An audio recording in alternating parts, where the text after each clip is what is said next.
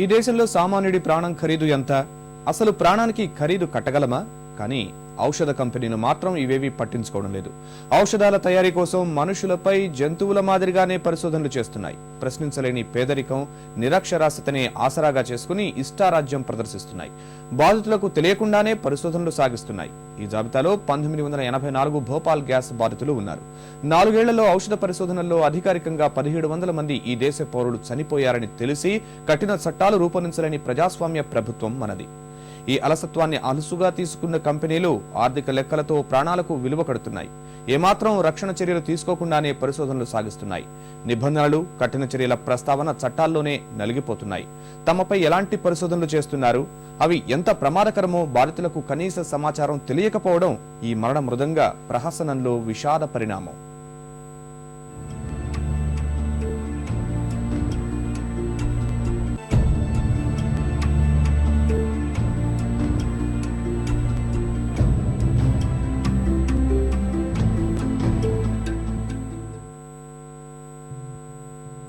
ఔషధ పరిశోధనా రంగం భారత్లో ముందెన్నడూ లేని విధంగా పరుగులు తీస్తోంది. ఇందుకు సాక్ష్యంగా 1950లో 10 కోట్ల రూపాయలున్న భారత ఔషధ పరిశ్రమ టర్నోవర్ గత ఏడాది నాటికి 1,10,000 కోట్ల రూపాయలకు చేరుకుంది. గత ఏడాది ఔషధ పరిశోధనల కోసం బడా పరిశ్రమలు చేసిన వ్యయం $9,000 కోట్ల దాటింది. ఇందులో ఆంధ్రప్రదేశ్ వాటా 28% పైనే. అంతర్జాతీయంగా పేరొందిన ఫార్మా సంస్థలు రాష్ట్రంలో పరిశోధనలు సాగిస్తున్నాయి. అయితే ఈ లెక్కలు, అభివృద్ధి అంతా నాణానికి ఒకవైపు మాత్రమే. ప్రపంచానికి తెలియని, ఇప్పుడిప్పుడే బయటపడుతున్న అనేక చీకటి కోణాలు భారతదేశంలోని పేదల బతుకు స్వేచ్ఛను ప్రశ్నిస్తున్నాయి. 1984 భోపాల్ గ్యాస్ దుర్ఘటన బాధితులకు చికిత్స అందించేందుకు నెలకొల్పిన భోపాల్ మెమోరియల్ ఆస్పత్రి పరిశోధనా కేంద్రం BMHRC మానవ ఔషధ పరిశోధనలకు సంబంధించిన చీకటి కోణాలు బయటపడి నివ్వెరపరిచాయి. రోగులకు ఏమాత్రం సమాచారం ఇవ్వకుండా అక్కడి వైద్యులు చేసిన నిర్వాకం వల్ల 14 మంది బాధితులు ప్రాణాలు కోల్పోయారు.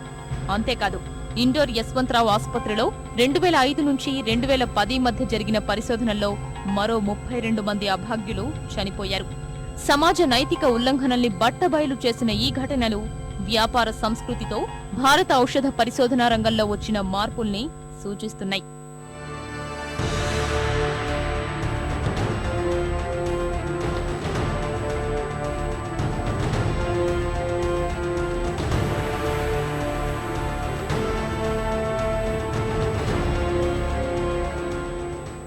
ఔషధ రంగంలో దూసుకుపోతున్న ఆంధ్రప్రదేశ్లోనూ ఇలాంటి విషాదాలు జరిగాయి. ఖమ్మంలో గర్భాశయ ముఖద్వార క్యాన్సర్ ఔషధాల తయారీ కోసం గిరిజన బాలికపై మెరిక్ అనే ఔషధ సంస్థ ప్రయోగాలు చేసింది. HPC అనే వ్యాక్సిన్ ని తీసుకుంటే భవిష్యత్లో క్యాన్సర్ రాదని చెప్పి ఇంగ్లీష్లో ఉన్న అంగీకార పత్రాలపై 10 నుంచి 14 ఏళ్లున్న 14,000 మంది బాలికల సంతకాలు తీసుకుంది. ఈ ప్రయోగం వికటించి 4 మరణించారు. వరంగల్ జిల్లాలోని ఈ తరహాలోని మరో గిరిజన మహిళ ప్రాణాలు కోల్పోయింది. రంగారెడ్డి, మహబూబ్నగర్, గుంటూరు జిల్లాల్లో ఔషధ ప్రయోగాలు వికటించిన ఘటనలు బయటపడ్డాయి. గుంటూరు జిల్లా పిడుగురాళ్ల 2011 జూన్లో పలువురు తీవ్ర అస్వస్థతకు గురైన ఘటన రాష్ట్ర వ్యాప్తంగా సంచలనం కలిగించింది. అప్పుడు హడావిడి చేసిన ప్రభుత్వం ఆ తరువాత ఈ విషయాన్ని గాలికొదిలేసింది. ప్రపంచీకరణ తరువాత అన్ని రంగాల్లాగే ఔషధ రంగం కూడా శరవేగంగా విస్తరిస్తోంది. లాభాల కోసం బహుళజాతి సంస్థలు పోటీలు పడుతున్నాయి. ఈ మార్పుల్ని గుర్తించిన కేంద్రం మానవుల మీద ఔషధ పరీక్షలపై ఉన్న నిషేధాన్ని ఎత్తివేసింది. ఈ మేరకు 2005లో ఓ చట్టాన్ని రూపొందించింది. ఇదే సమయంలో విదేశాల్లో జరిగిన పరిశోధనలకు సంబంధించిన ఔషధాల్ని అమ్ముకునేందుకు అక్కడి బడా పరిశ్రమలకు అమెరికా అనుమతిచ్చింది. భారత్లో ఔషధ పరిశోధనలకు కేవలం $2,000 ఖర్చవుతుంటే అమెరికాలో ఇందుకు కనీసం $20,000 పైనే ఖర్చవుతోంది. ఖర్చు, మానవ వనరులు కలిసి రావడంతో బడా పరిశ్రమలు భారత్లో వాలాయి. ఔషధ రంగంలో అత్యంత కీలకమైన పరిశోధన, అభివృద్ధి విభాగంలో 70% పైనే వ్యయం అవుతుండగా భారత్లో అనుమతులు కంపెనీలకు కలిసొచ్చాయి.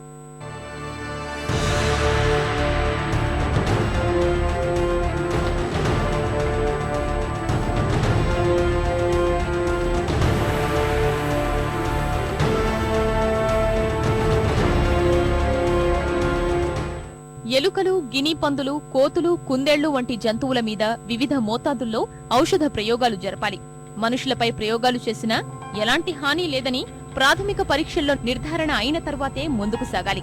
మనుషుల మీద ఔషధ పరిశోధనల్ని 4 దశల్లో జరగాల్సిందే. 1వ దశలో 10 నుంచి 15 మంది మీద స్వల్ప ఔషధ పరిమాణంలో ప్రయోగాలు జరపాలి.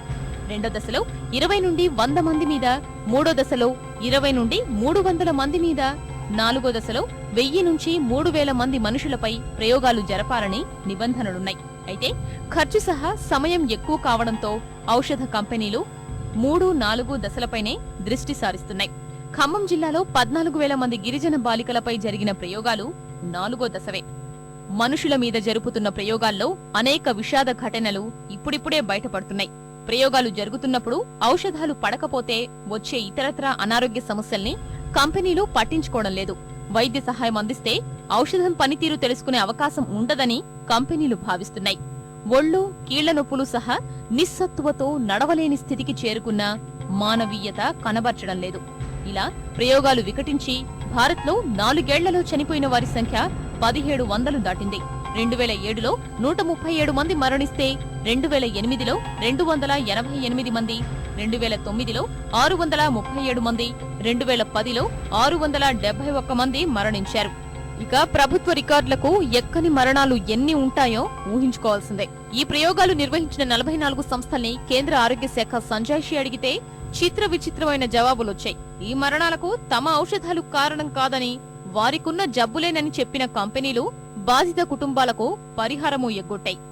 ఇలాంటి విషాదకర పరిణామాల్ని నివారించడానికి కేంద్రం నియంత్రణ సంస్థల్ని ఏర్పాటు చేసినప్పటికీ అవి సత్ఫలితాలివ్వడం లేదు.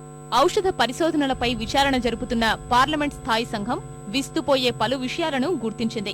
ఔషధ కంపెనీలపై కొరడా జుడిపించాల్సిన కేంద్ర ఔషధ ప్రమాణాల నియంత్రణ సంస్థ CDSCOలోని పలువురు అధికారులు బడా పరిశ్రమల లంచాలకు లొంగిపోయారని అభిప్రాయానికొచ్చింది.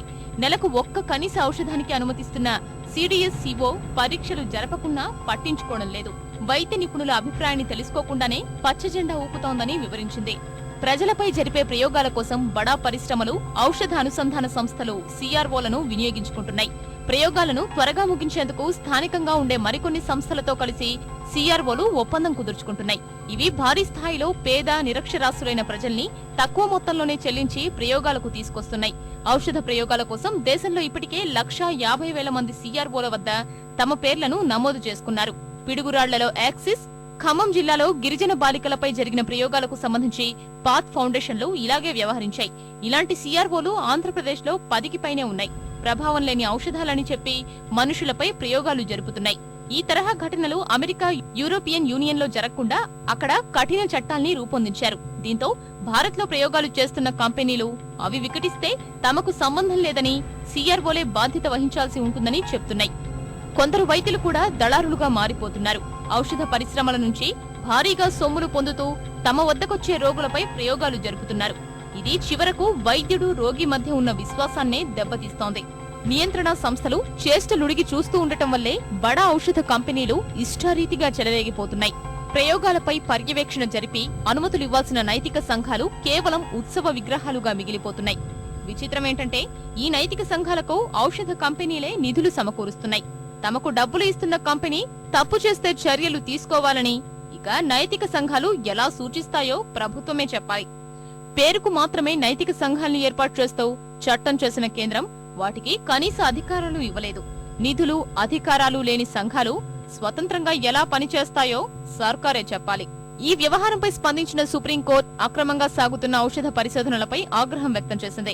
ప్రజల ప్రాణాలతో చెలగాటమాడుతున్న ఈ ప్రయోగాలపై వివరణ ఇవ్వాలని కేంద్ర ఆరోగ్య శాఖ, భారత వైద్య మండలి MCIకి తాకీదులు జారీ చేసింది. ఔషధ ప్రయోగాలపై ఇప్పటికే విచారణ జరుపుతున్న స్థాయి సంఘం తన నివేదికను వచ్చే శీతాకాల సమావేశాల్లో పార్లమెంట్కు సమర్పించనుంది. ప్రభుత్వాధినేతలు ఏమరపాటుగా ఉంటే ప్రజలు ఎన్ని అగచాట్లు పడతారో దేశంలో జరుగుతున్న ఔషధ పరిశోధనల విషాదాలే చెబుతాయి. ఔషధ ప్రయోగాలు 1970లో రూపొందించిన ఔషధ, సౌందర్య సాధనాల చట్టం పరిధిలోకొస్తాయి. దశాబ్దాల క్రితం రూపొందించిన చట్టంలోని లొసుగులతో ప్రజల హక్కుల్ని హరిస్తున్న ఇలాంటి కంపెనీలకు ముక్కుతాడు వెయ్యాల్సిన అవసరం ఉంది. చట్టాలకు, నిబంధనలకు దొరకకుండా ఎవరికీ జవాబుదారీ కానట్లు వ్యవహరిస్తున్న తీరును తక్షణమే ఆపాలంటే కఠిన చర్యలు తప్పనిసరి. ఇందుకు రాష్ట్ర ప్రభుత్వాలతో కేంద్రం సంయుక్తంగా నియంత్రణ వ్యవస్థల్ని ఏర్పాటు చేయాలి. వాటికి విస్తృత అధికారాలివ్వాలి. ఔషధ పరిశోధనల మరణాలకు ఆయా సంస్థలపై న్యాయస్థానాల్ని ఆశ్రయించే హక్కుల్ని కల్పించాలి. నైతిక సంఘం ప్రమాణాల్ని అతిక్రమిస్తే శిక్షించేలా చర్యలు తీసుకోవాలి. ఇందుకు బాధితుల తరపున స్వయం ప్రతిపత్తి కలిగిన స్వతంత్ర నిపుణుల్ని పరిశోధకులుగా నియమించాలి. అంతకుముందే 2002లోనే ఇందుకు సంబంధించిన చట్టాన్ని రూపొందించాలని సంకల్పించిన కేంద్రం 10 ఏళ్లుగా ఏం చేస్తుందో ఈ దేశ ప్రజలకు వివరణ ఇవ్వాలి.